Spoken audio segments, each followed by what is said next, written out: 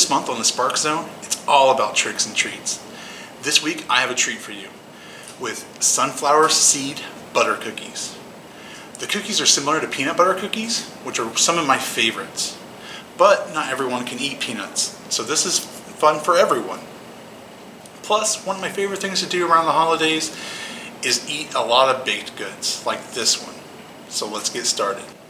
For this recipe, we're going to need 1 cup of sunflower seed butter, half a cup of maple syrup, 1 egg, or I'm using a flaxseed substitute since I don't eat eggs, a 1/4 teaspoon of salt, 6 tablespoons of flour, and 1 teaspoon of baking soda. Optionally, you can add half a cup of chocolate chips, but I'm going to leave those out of my recipe. Think of this like any other experiment, where I show you the basics and I let you explore. In a bowl, you're going to combine your sunflower seed butter,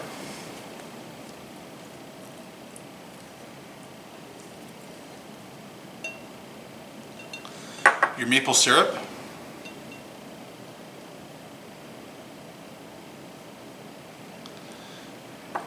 and your egg, and then you're going to mix well.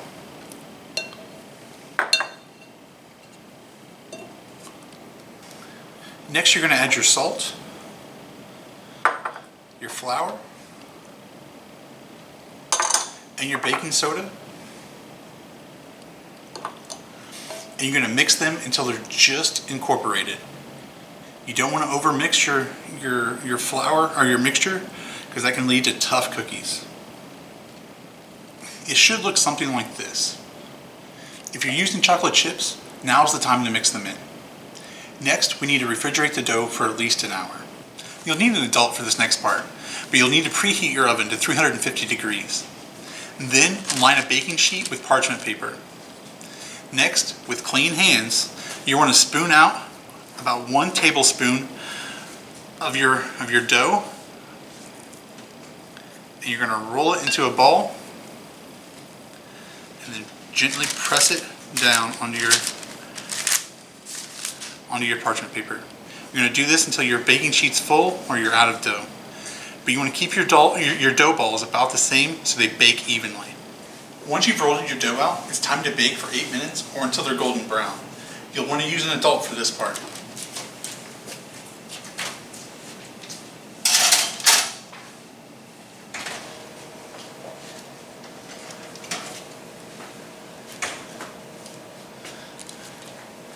Now, it's the hard part. We have to wait until they cool completely. Trust me on this, it's important. Once they've cooled, you should have a cookie that looks like this. Beautiful brown on the outside and green on the inside. You didn't think I was going to give you a regular cookie recipe 2 days before Halloween, did you? That's not how this works. Besides being really delicious, these cookies have a few tricks up their sleeves. The sunflower seed butter contains chlorophyll, or as it's sometimes called, chlorogenic acid.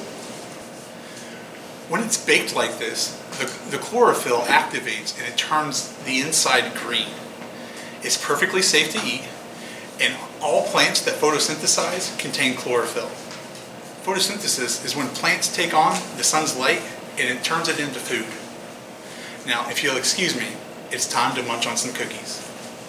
If you enjoyed this recipe, this week's book recommendation will have even more cool things for you to try.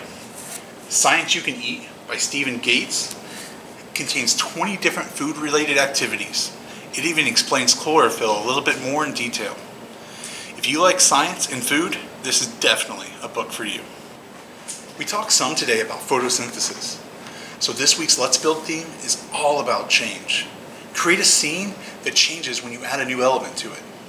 You could create a little bird out of Lego, and then when you shine a flashlight on it, it creates a shadow of a large dinosaur. Or maybe you could create a box showing the different stages of a flower as you add sunlight and time. Or create a domino rally where it looks one way, stood up, but when the dominoes fall, it looks a completely different way. I look forward to seeing your creations. Share your cookies and your changing creations on social media and use the hashtag MyFCPL when you do, so that way we can see it too. or submit your photos and videos to sparkzone@myfcpl.org, and they may be used in an upcoming video. I'll be back next week with another video. Until then, keep on exploring and making, and I'll see you next time.